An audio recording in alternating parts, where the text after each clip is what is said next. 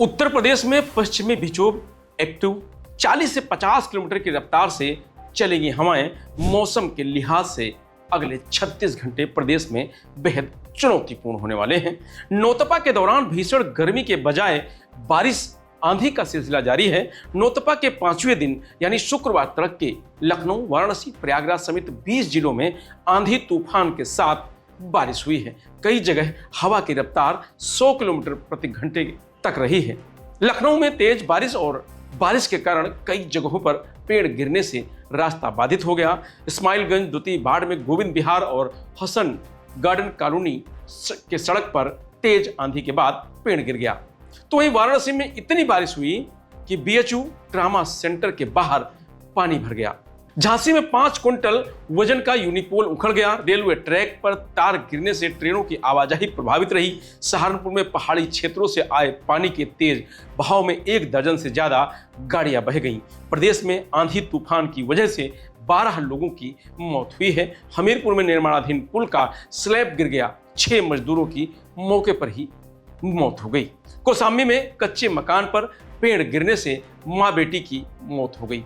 प्रतापगढ़ और सहारनपुर में एक महिला की मौत हुई है। बारिश आंधी से हुए नुकसान पर मुख्यमंत्री योगी आदित्यनाथ ने संज्ञान लिया है। अधिकारियों को फील्ड में उतरने को कहा है। इस बीच प्रदेश भर में सुबह से बादल छाए हुए हैं। ठंडी हवाएं चल रही हैं। धूप बेअसर होने से गर्मी नहीं है। मौसम विभाग ने प्रदेश के सभी 75 जिलों में तूफान की चेतावनी जारी की है। 12 जिलों में भारी बारिश का अलर्ट है। आज यूपी के 43 जिलों में 100 किलोमीटर प्रति घंटे की स्पीड से तूफान का रेड अलर्ट है। 32 जिलों में ऑरेंज अलर्ट है। 12 जिलों में भारी बारिश का अलर्ट है। तो इस तरीके से पूरे प्रदेश में आज अलर्ट है और जो आने वाले 36 घंटे हैं वो बहुत महत्वपूर्ण है। ऐसे में सावधान रहें, अपनी सुरक्षा करें और इस तूफान और बारिश से बच के रहें। जो 12 जिले हैं जिनके लिए बड़ी चेतावनी है उनमें सहारनपुर है, शामली है, मुजफ्फरनगर है, बिजनौर है, अमरोहा है, मुरादाबाद है, रामपुर, बरेली, पीलीभीत, शाहजहांपुर, संभल, बदायूं शामिल है। लखनऊ के मौसम वैज्ञानिक एम दानिश के अनुसार बंगाल की खाड़ी और अरब सागर से आ रही नम हवाओं से यूपी में मौसम बदल गया है। 28 मई से नया पश्चिमी विक्षोभ भी सक्रिय है। इस वजह से आंधी बारिश हो रही है। पश्चिमी यूपी और तराई क्षेत्रों में तूफान का खतरा सबसे ज्यादा बना हुआ है। हवा की रफ्तार 100 किलोमीटर घंटे तक पहुंच सकती है। 1 जून तक यह सिलसिला जारी रहेगा। गर्मी से राहत मिलेगी। तापमान में 6 डिग्री तक की गिरावट आ सकती है। बदायूं में शुक्रवार सुबह मौसम साफ रहने के साथ तेज धूप निकल आई है। जिले का तापमान सुबह 27 डिग्री सेल्सियस दर्ज किया गया है, जबकि दोपहर तक इसके 42 डिग्री सेल्सियस तक पहुंचने का अनुमान है।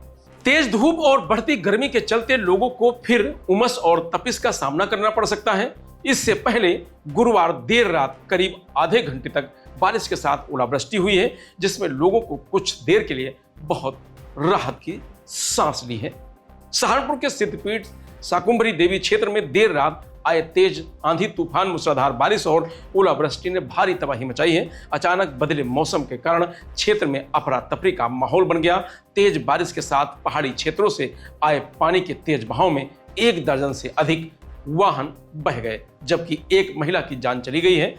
रात करीब 3 बजे अचानक मौसम बदल गया और तेज हवाओं के साथ बारिश हुई। कई स्थानों पर बिजली के खंभे टूटकर सड़क पर गिर गए, जिससे बिजली व्यवस्था पूरी तरह प्रभावित हो गई। कच्चे मकानों और छप्परों को भी भारी नुकसान पहुंचा।